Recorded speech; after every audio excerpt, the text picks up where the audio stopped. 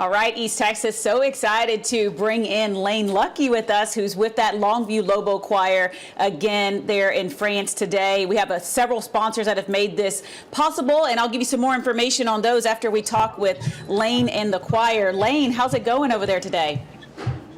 Oh, it's great. We're having a wonderful time, beautiful weather here in the capital city of France, and I have a tremendous view to show you right now. Check this out. Of course, that is the Eiffel Tower.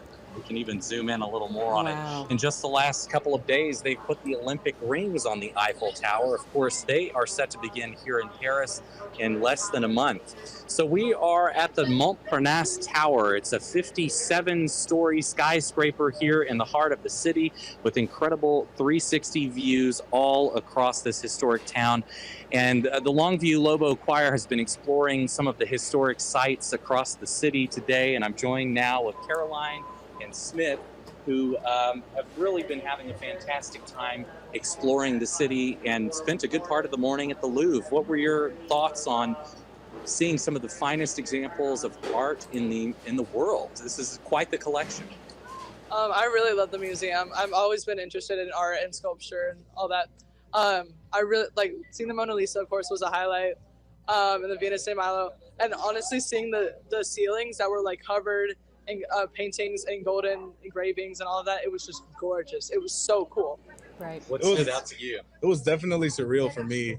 Like going in there, like looking at all the pictures that I've only seen on photos on my phone, on the TV, and just being able to see that in person is truly just incredible. And just learning about the history of Paris and around the world with artifacts and whatnot was great.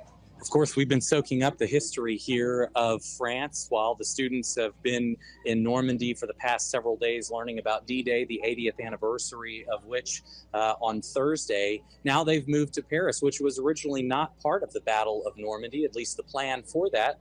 It had been under Nazi control for 4 years before the Allies supported the French troops in retaking their city, and that was a big morale boost during World War II. And so the city is largely preserved. We don't see the bombings that happened in many other European cities. I'm just struck by how beautiful it is. What has it been like walking through the streets here of the city? It's really cool. It just feels like you're traveling back in time, especially in like those places around the Louvre. You just see like just the structures, the sculptures that are just hanging around on the buildings. It's great. It's really cool. Yeah, I love seeing that all of these buildings have been preserved because like in the US, you don't get to, like our country isn't that old, so we don't have architecture like this. So being able to see it and like walk the same streets that people have walked for hundreds of years is just so cool. It's just like history in motion. You all are preparing for a big performance tomorrow at La Madeleine, a historic church here. You got a sampling of what the acoustics would be like when you were in St. Mary-Église just yesterday. Are you excited? Are you nervous? Tell us about what tomorrow's performance will be like for you. I think I'm really excited for it, honestly, because acoustics really just give me chills every time I hear it, especially in the church that the chapel that we sang at, what was that, yesterday? Yeah. It was just incredible. Yeah, I'm excited. I am a little nervous, as always, but but I'm really excited. I love singing in churches. It's always just such a surreal experience. Getting to hear the way the sound is formed. It's just always so surreal. It's great. Well, we'll let both Caroline and Smith get downstairs. The beautiful view of the Eiffel Tower in the background. And they're going to head to their next appointment. But I want to give you one quick little treat here. Of course, we've been talking about all of the historic churches here in Paris.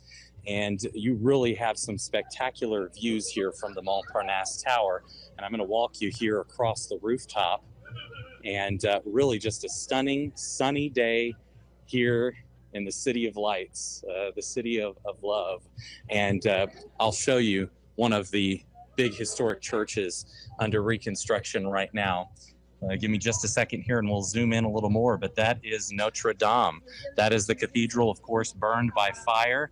And you can see the crane off in the distance, and the reconstruction, I should say, is expected to wrap up by the end of the year. December is the date that they're expecting to have Notre Dame Cathedral reopened. Of course, the Seine River all throughout here, cutting through the heart of the city, the Louvre there in the distance. So it is a spectacular time for these students really to be learning about the history of one of Europe's most historic cities, but they're really getting a wonderful exposure to the arts. Of course, our choir members from Longview are performing arts students, so it makes a lot of sense for them to be surrounded in this capital of fine arts all around them. So they're getting the full experience here in France after spending several days in Normandy, and now the students are spending 2 days here in Paris. And of course, they'll be coming back on Tuesday, heading back to East Texas after a whirlwind tour across France. So really an exciting time for them.